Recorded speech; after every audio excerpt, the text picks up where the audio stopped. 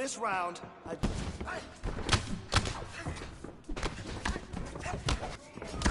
Oh, big punch, big punch.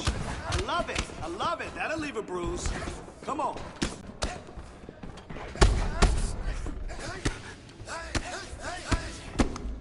Hey, no excuses today. It was a bad day, but don't worry about it.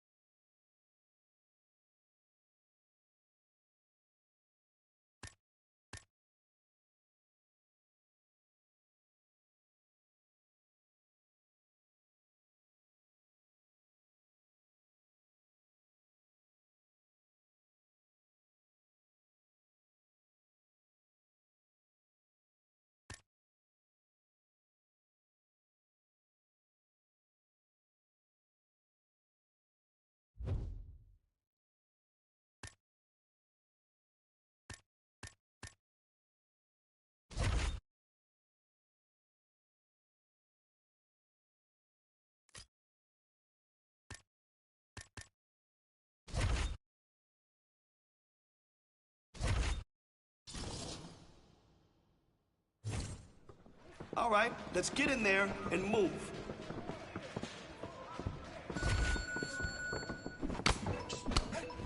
Nice job. Man, your next opponent is gonna be no match for you.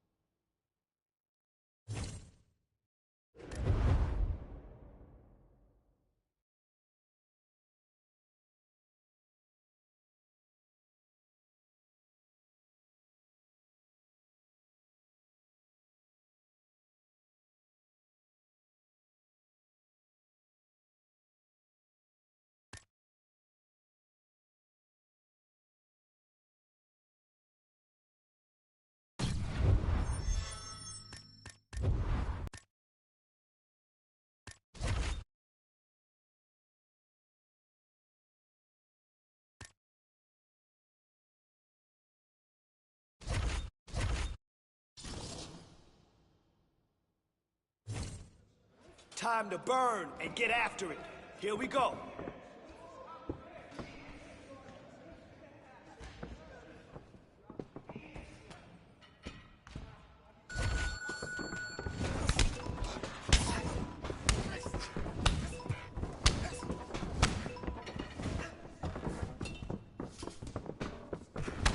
Listen, you keep training like that, and no one will catch you.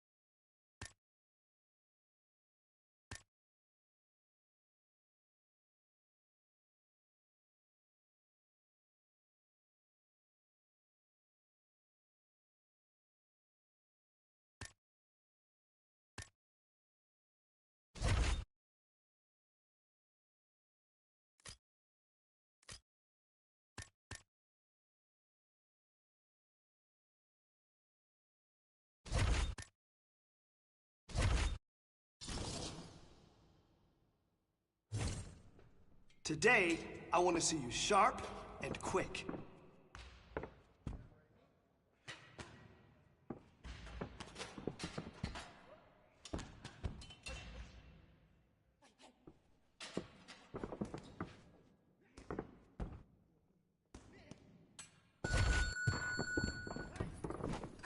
Beautiful combo. Keep at it.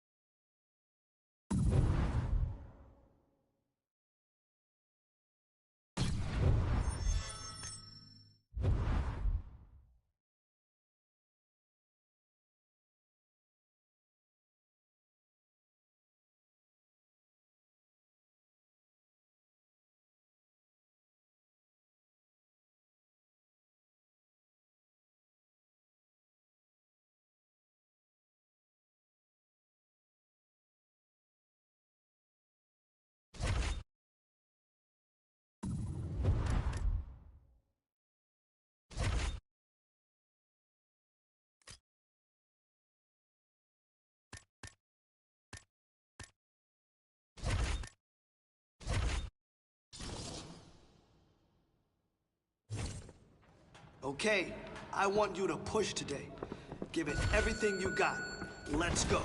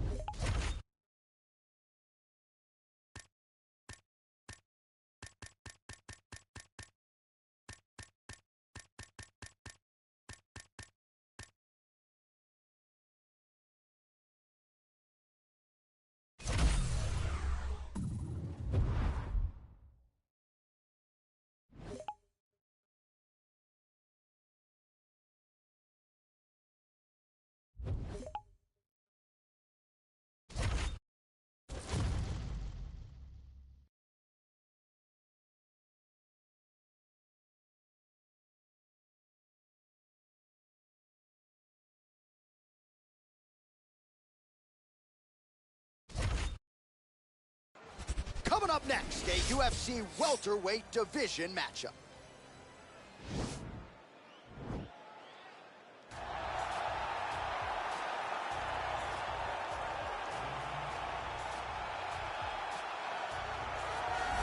Well, we probably trot out the term well-rounded in modern-day mixed martial arts more than we should, but this fighter certainly fits the bill. Oh, 110%. He can do everything inside the octagon. Where he is most comfortable is inside of that 8-sided structure where most men are terrified of being. But for this gentleman, He only wants to be there. When you try to wrestle him, he's able to defend takedowns. If you dare stand and strike with him, he can knock you out. He's got all the tools necessary to become a UFC champion. His first martial art, mixed martial arts, and that's not always the case. He believes that he should have a lot of advantages in this matchup tonight.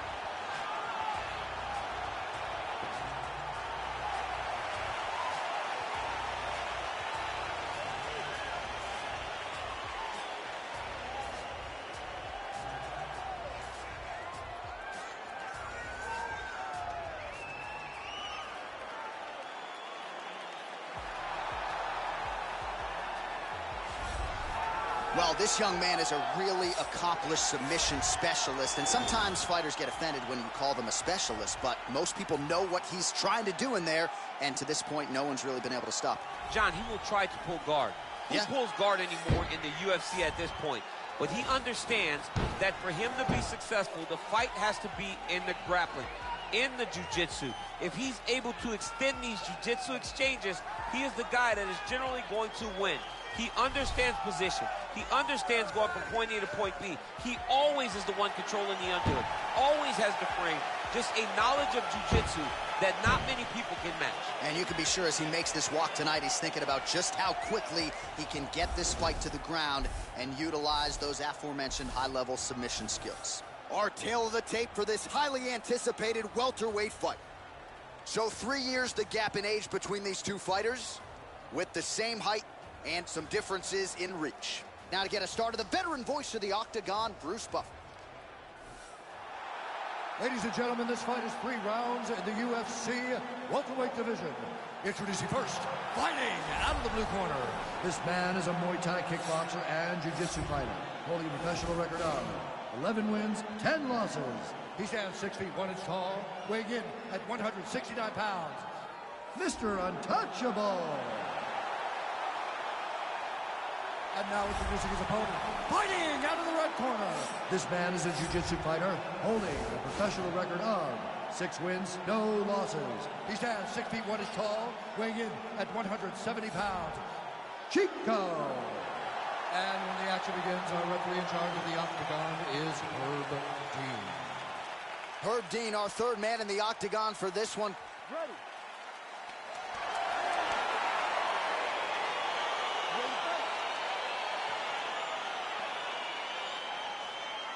All right, here we go with round 1. His knockout streak really has been the stuff of legend, knocking out contenders left and right. He's won his last 3, all of them by flush knockout. Shades of Vitor Belfort back in 2013. We'll see if he can keep it going here tonight. Good series of strikes for him there, staying busy and staying accurate. I mean, Right, going for the early takedown, and he gets it. So no surprise he wanted to get this fight to the ground, and that is certainly a good sign for him moving forward in this fight. he felt as if he had a massive advantage in the grappling and the wrestling. He was able to secure that takedown very early in the first round. Posturing up now. And now the damage is about to start. Nicely done there as he forces the miss from his opponent. All right, he's got the hooks in, DC, working off of his back. Now look for him to attack the neck of his opponent to try to get the rear choke. Big knee lands right through the opponent's midsection. Good punch lands. All right, he closes the distance, gets the single collar tie. Good series of strikes by him there. Great job of mixing it up, staying active, keeping busy, doing great work. Hey, finally gets the takedown. It wasn't for any lack of effort, but finally that shot was good enough to get his opponent down. I don't know how many times, John, I could have watched this guy shoot takedown attempts without securing one. It's almost like out of pity. You feel good for him to finally get it done. Now what does he do with this top control? Big, powerful punch lands. Now he gets back to range. Clipped him with a right hand there. Able to find a home for that right hand once again. Oh, beautiful takedown by him there as he lands another one. He's keeping the stat guys busy tonight. I mean, over and over, takedown attempt after takedown attempt, and the cardio. The cardio to wrestle that much is so impressive because his opponent is getting back to his feet, but he's got this ability to continue to chase takedowns. Look at him whip his hip into that kick. And now he goes with the combination of punches to the head, potentially some concussive damage there. I mean, absolutely concussive damage. Landing all those strikes to the head. He's very accurate, he's very fast, and he has a real confidence every time he throws a punch. All right, operating inside the closed guard now. All right, well, he continues to manhandle him here on the ground. Now maybe trying to get to a choke position here, DC.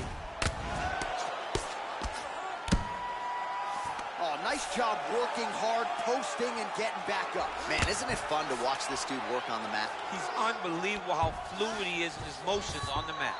All right, he's got the full mount now. Is this one of the most dominant positions in MMA? Is that fair to say? It's a very dominant position. It's one of the most ideal positions you can get to, especially if you are fighting someone that doesn't truly understand that they're not in as much danger as they are. Because it's dangerous, but there are a lot of outs. And if a person isn't very understanding of that, then you can really, really put some damage on them. All right, let's look back at some of the action, DC. Your good friend Mark Coleman, the godfather of the ground and pound, would be proud. He'd be very proud. He'd be very proud with the way that he showed his ability to use his ground and pound. He didn't waste any action. He did everything he needed to do. He was able to posture. He was able to control wrist. He did everything perfectly in his approach in that ground and pound section. Big punch lands over the top. How's he going to follow this one? I mean, he's cutting down the size with these beautiful leg kicks. All right, he'll engage in a single collar tie. Really timing his shots nicely. Good tempo, very accurate. Oh, double leg takedown. Oh, wow, that happened quickly as the fighter reverses position there on the ground. Unbelievable position change. Wow, what a transition. Oh, the ground and pound strikes continue to rain down. The opponent better move out of harm's way or the referee's going to stop this. He better start to move, and when his opponent starts to posture, he needs to put his feet on the hip, push him away to try to escape this very, very dangerous position. Oh, single collar tie here.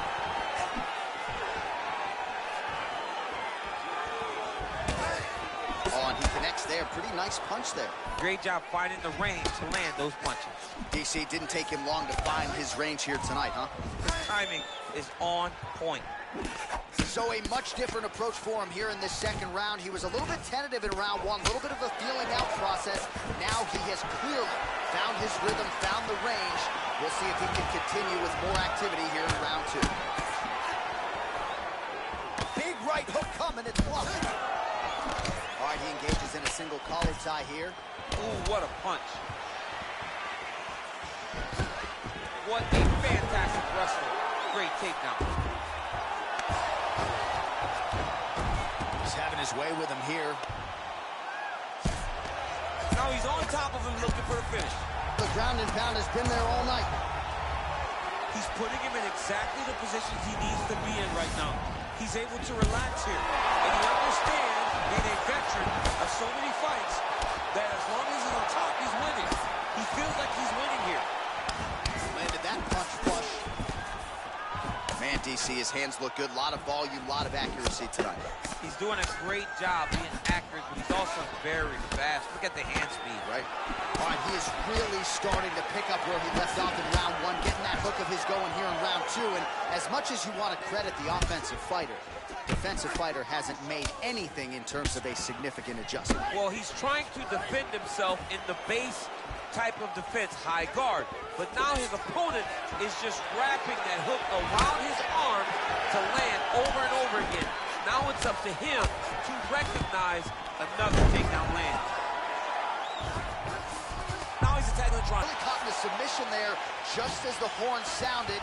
Safe to say he was saved by the bell there. So back to the stools they go. 60 seconds to recover here. We're going to fight on, ladies and gentlemen. Another round coming up. All right, a lot of highlights from which to choose over those previous 5 minutes, DC. A lot of good work on the ground. You knew, John, going into the fight, that if he was able to get this fight to the floor, he would have the most success, and you saw it in that exchange. He was able to get posture, land some really good ground and pound as the round came to an end. All right, DC, here we go with our next round. And how about the ground and pound skills in the previous round? His opponent better make some adjustments or Mom's not going to recognize him. You're funny. He's got no action to change this because this guy... Oh, attempting to go for the leg now.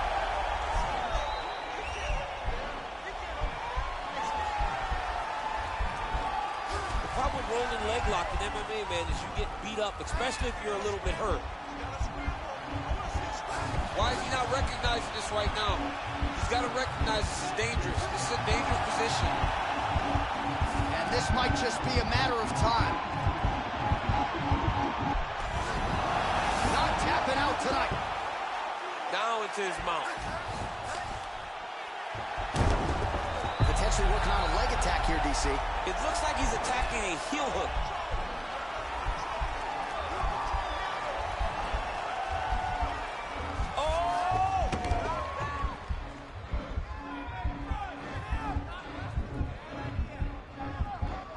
He might get a finish here.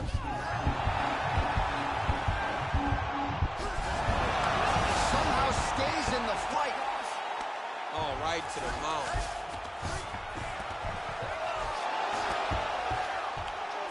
Oh, reversal here, DC. What a way to switch. Now the guy's got armbar. He's attacking it on him.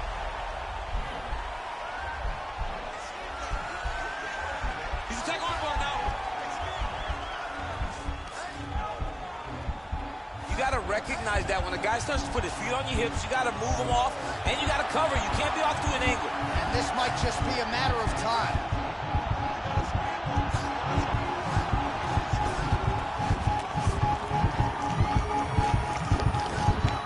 Oh, and he pins the arm down, and that is it. So the tap comes shortly thereafter. He got the arm straight, right? The moment he was able to break the lock, John, his opponent was in trouble.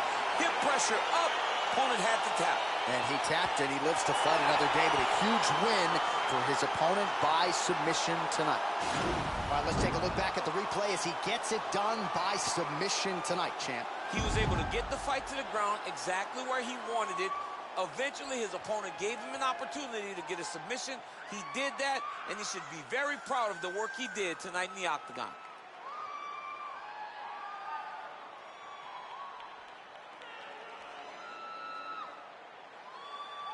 So there he is, your winner by submission tonight, and that is how you put the rest of the division on notice. A huge result for him here tonight. Ladies and gentlemen, referee Herb Dean has called a stop to this contest at 3 minutes, 7 seconds of round number 3. Declaring the winner by tap out, Chump. Well, what an incredible result here tonight as you see the winner there celebrating his victory by way of submission, and they put so much stock into finishing this fight. They felt like to really spin his career forward, they needed to not just win but get the finish, and they certainly got it tonight. They got the finish. He's such a terrific grappler. Every time he is on his back, he looks for submissions over and over again. Eventually, he found one tonight and got the desired result.